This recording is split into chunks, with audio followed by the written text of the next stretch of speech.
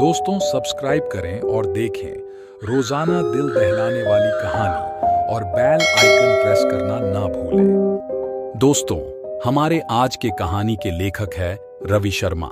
दोस्तों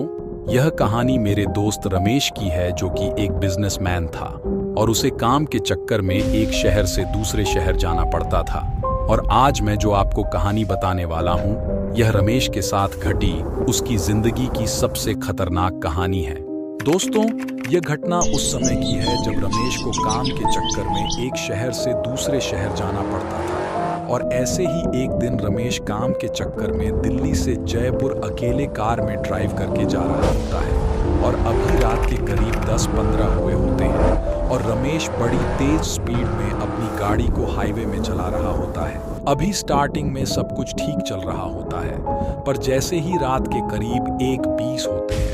वैसे ही रमेश की गाड़ी बीच रास्ते में खराब हो जाती है, जहां पर रमेश को कुछ भी समझ नहीं आ रहा होता है कि अब वे क्या करें। और इतनी रात में इस सुनसान हाईवे में कोई भी व्यक्ति नहीं दिख रहा था और इसलिए रमेश अपने आसपास देख रहा होता है कि तभी रमेश को जंगल के बीच में एक बहुत पुराना घर दिखता है जिससे रोशनी आ रही थी। इसलिए रमेश मदद की आस लेकर उस घर की ओर चल देता है, जहां पर जब रमेश उस घर में पहुंचता है और दरवाजा नॉक करता है तो वहां से एक लड़की आती है, जहां पर रमेश उस लड़की से मदद मांगता है और उस लड़की को पूरी कहानी बताता है। जिसके बाद सबसे पहले वह लड़की रमेश को अपने घर के अंदर बुलाती है, जहां पर रमेश उस लड़की से फोन मांगता है, जहां पर वह लड़की बताती है कि हमारे यहाँ काफी समय से बिजली नहीं आ रही है, जिसके कारण हमारे यहाँ में ना तो मोबाइल और ना ही टेलीफोन काम कर रहा है। जहां पर वह लड़की रमेश को कहती है कि आप ऐसा करिए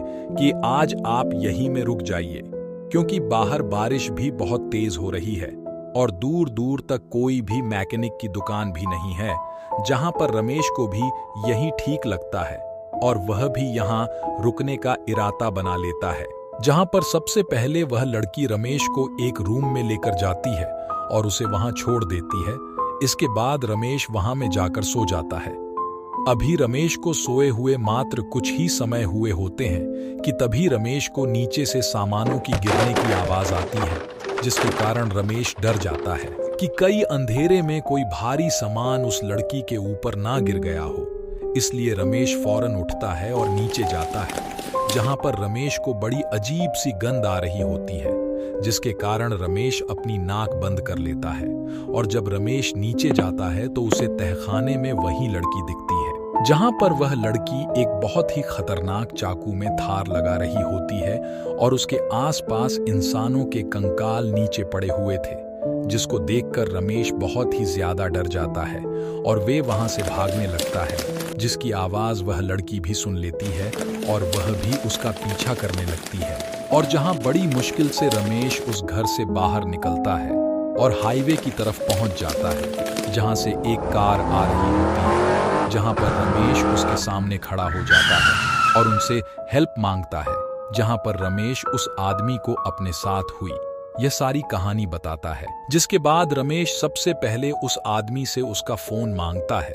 और वहां में पुलिस वाले को बुला लेता है। जिसके बाद सभी मिलकर उस घर के अंदर जाते हैं, जहां पर रमेश के बताए गए अनुसार वहां में कंकाल सब मिलता है, पर वह लड़की वहां पर नहीं होती है। और जब उन कंकालों को लेप में चेक किया जाता है तो रमेश को पता चलता है कि यह कंकाल उसी लड़की का था जिसकी मौत 1 महीने पहले हो चुकी थी। जिसको सुनकर रमेश की पैरों तले जमीन खिसक जाती है कि अगर उस लड़की की मौत 1 महीने पहले हो गई थी तो रमेश उस रात किसके साथ था।